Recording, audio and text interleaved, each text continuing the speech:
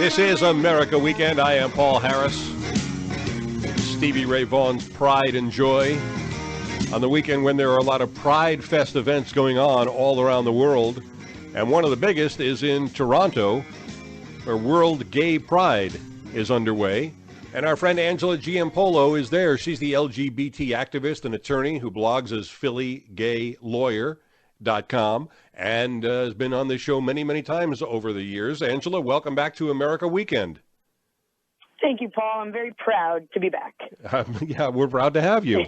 There were more developments this week, in addition to this being the week when we celebrated the first anniversary of the Edie Windsor and DOMA decisions made last year by the Supreme Court. We also had some things that happened in Utah and Indiana on the same-sex marriage front. Fill us in on what happened and what will happen next in the courts.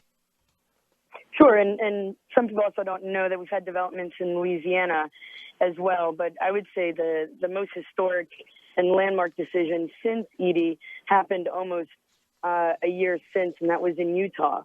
We had the very first appellate court, meaning circuit court, come down in favor, in deciding the appeal, come down in favor of marriage equality. So the 10th Circuit, in deciding Utah's case, has now decided in favor of marriage equality, which is huge. And it cited the Windsor case over 51 times, and all of the decisions post-Windsor, the Windsor case has been cited over 500 times. I mean, it's really a precedential case that's going to win marriage equality around the country for it soon. So what happens now with the 10th Circuit in Utah? And by the way, does that affect other states or just Utah? For right now, just Utah. And the Utah Attorney General has already said they can do one of two things. They can appeal to the 10th Circuit, and instead of just 3 judges on the 10th Circuit, get all of the 10th Circuit judges to hear the case. But the Utah Attorney General has already said they're going right up to the Supreme Court of the United States. So Utah will be appealing this case, and it only pertains to Utah right now. But what's going to be really fascinating about this, and I think everyone is changing I think they should change the strategy with which they're looking at this. This is going to become a circuit issue and no longer a state-by-state issue. So to your point, what states does it affect? Well, every circuit has multiple states in it. So with all of the circuits, and now we have cases in all 30 remaining states, okay? So there is not one state where the gay marriage ban is not being appealed. All 50 states, the entire country is dealing with this issue. And as the state-by-state cases get decided and go up to their circuits, the circuit split, how the circuits come down on this issue may force the Supreme Court to take it. If all the circuits decided in favor of marriage equality, we wouldn't have an issue. But it's looking like the 5th Circuit, the circuit that involves Texas, and the most conservative circuit of judges, may find against marriage equality, causing a circuit split, and the Supreme Court would have to take it and decide once and for all. Do you want this to go to the Supreme Court so it is decided once and for all? That would put talk about finality, right? That would put the nail in the coffin, so to speak. And in terms of timing, it does look like we could see this in June of next year. And how amazing would it be to have a trifecta of cases in LGBT history decided on June 26th?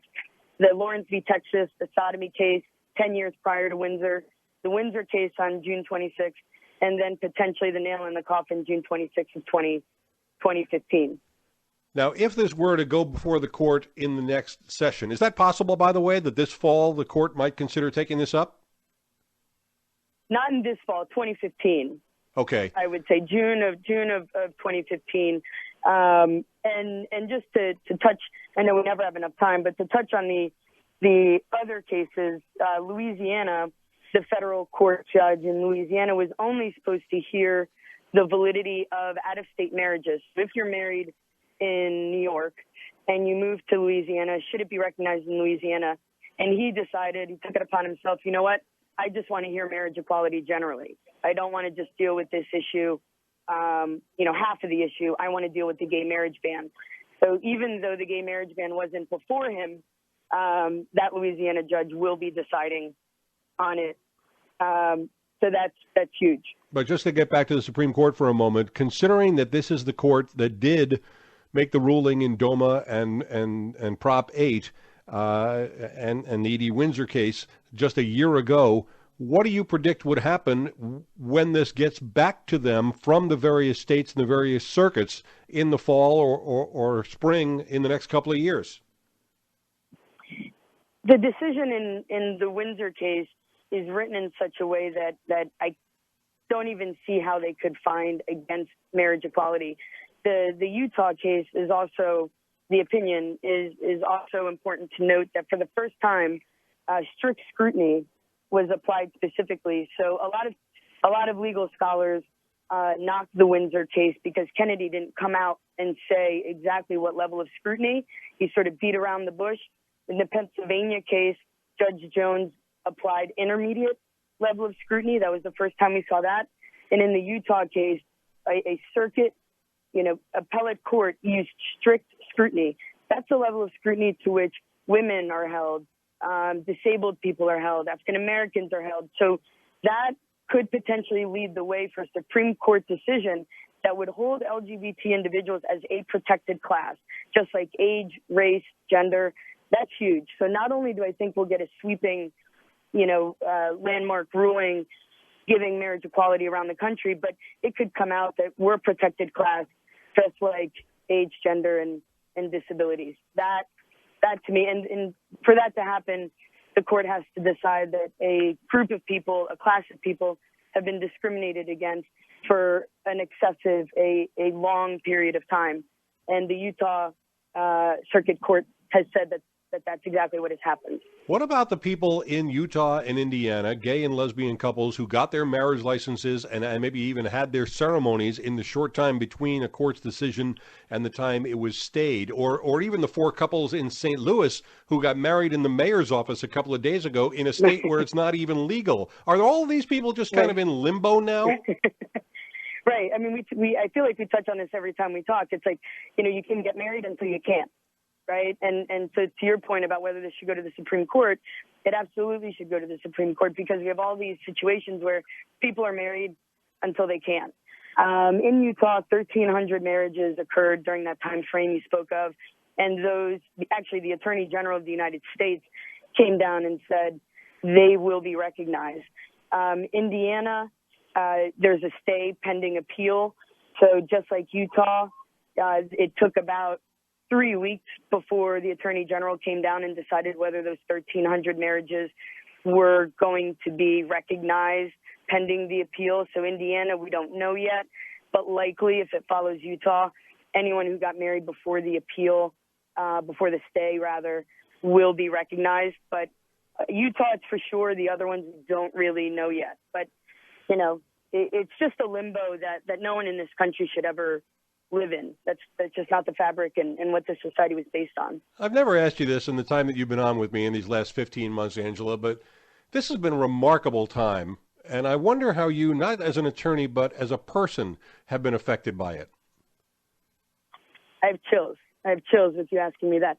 I'm in the midst of writing a book on it, and it's a civil rights movement that has progressed faster than any other civil rights movement that we've ever had. And, personally, my friends, my clients, I've just seen so many people that have been affected by it that, at least on a weekly basis, I'm brought to tears about, clients of mine that have been together 43 years that can finally be married. And one of them has a terminal condition and they're going to be able to marry and inherit from one another and die a legitimate married couple, and to have them in my office and tell them that Pennsylvania passed marriage equality, it was more than an honor. It was a privilege.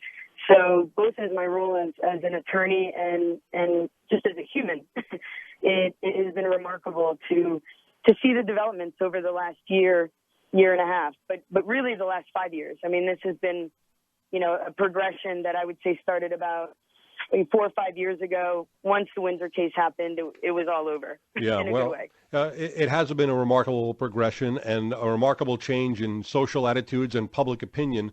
And people like you who've been out there on the forefront of it have really been leaders, and I've really appreciated your friendship and help on this show over the last 15 months. Absolutely. It's not a thank you thing. And right back to you, thank you for putting a spotlight on these issues, because it's people like you and shows like yours that have allowed, my voice, despite how loud it is, to really project to everyone out there. So well, thanks. Thanks, Angela. Have a great time in Toronto this weekend. America Weekend.